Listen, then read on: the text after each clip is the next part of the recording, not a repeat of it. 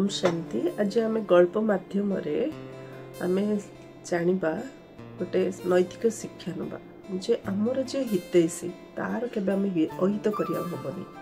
आम केते शक्तिशाली हेले केते बलवान हो गले आमर ए जन्मर पूर्व कथा आम सब मन रखा दरकार। आम कौन थिलु कहा जोगु आज एमती हेलु ता प्रति आमर सब कृतज्ञता भावना रहा दरकार। कृतज्ञता नहीं कृतज्ञता भावना रहा दरकार। ताहले आम जहाँ पाइचु ता सब बेले आम साथी रे रहिबो, नचेत जहाँ पाइचु से पुणी आम हाथ खसीज। चलते ए गल्प माध्यम आम शुणा माने आमर जी उपकार करछे केबे हेले आमे ता उपकारर मूल्य को केबे हेले भूलिबा अनुचित आउ तार अपकार करियो हबनी।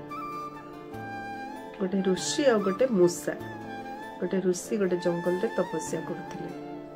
से ऋषि जहाँ भी मंत्र उच्चारण करथिले तपस्या करथिले तांको पाखा पाखी गोटे मूसा सबले रोथाए।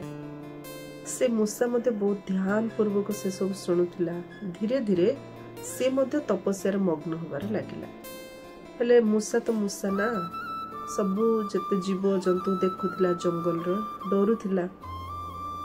समस्त भल सुंदर तपस्या करियार आउ ताठू बड़ जंतु जंतु देखले डरिकी दौड़ुथिला। ऋषि को ए मूसा उपर बहुत दया लागिला। कहले मूसाटा केते भल साधना करुछि, किंतु जेहेतु अन्य बड़ बड़ जीव जंतु देखि डरुछि ऋषि भाविले आकु मु जदि मूसार सिंह करदेबी आउ ये डरियोनी निर्भय होगी रहिबो, ये आउरी भल साधना करियो। एमती भाविकी ऋषि निजर जोग शक्ति द्वारा ऋषि मूसा को सिंह करदेले। मूसा जो सिंह होइला पूरा निर्भय हो जंगल रे बुलिला। ताकू देखिले अन्य जीव जंतु भी डरियार आरंभ कले, तार महिमा कले, ताकू जोड़ी देखले प्रणाम कले, तार पूरा धूम तार सत्कार कले। किंतु सिंह जो ऋषि पाख आसला ऋषि ताकू से मूसा दृष्टि देखुला से व्यवहार करते। हेले जेहेतु ए सिंह को सारा जंगल सिंह रूप देखुं ताको खराब लगिला। कहला समस्ते मते सिंह मोर ए रूप को मानुचंती, ऋषि जणे आगा मते मूसा रूप देखुचे मते गोटे अपमानित लगुची। से भाबिला मु मूसा थिली ए कथा ऋषि आगा जानछि आ तो के जाननी। ए ऋषि को ही जदि मु मारी देबी ना ताहेले मते आ अपमान फील कला परे आ केही मध्य मो सहित व्यवहार करियेनी। भाबिकी रागिगिरी से ऋषि को मारदेली भाभी रागिकी ऋषि पाखक गला। जमी ऋषि आड़े गला ऋषि देखिले ये मो आड़े रागिकी आसी तो ऋषि को मत राग लगिला। कहला मूसा को मु सिंह कली कौन है ये मत आगे मारिया आसला। पुणी दैवी शक्ति द्वारा आउ थे मूसा को मूसा करदे। अर्थ से पुणी आउ थे मूसा हो गला, तार सब पावर गला।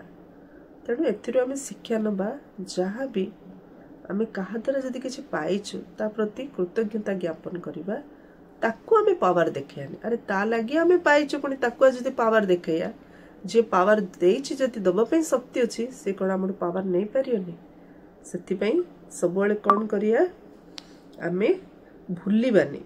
जदि अहंकार और क्रोध को आयतर रखिबा, कृतज्ञता जहाडू पाउछु ना ता पई कृतज्ञता ज्ञापन करिया। कृतज्ञता नियत आवश्यक। आमे कृतज्ञता छाड़ी दउछु, कृतज्ञता हेउछु निजे जोटा आबे पाइलु जोटा आम पार अछि हम से विषय भाबछु ता पूर्वर कोन थिले का जोगेडा हेले आमे भूली जाउछु।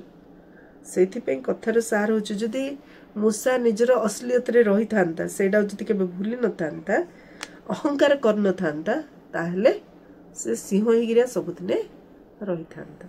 अच्छा ओम शांति।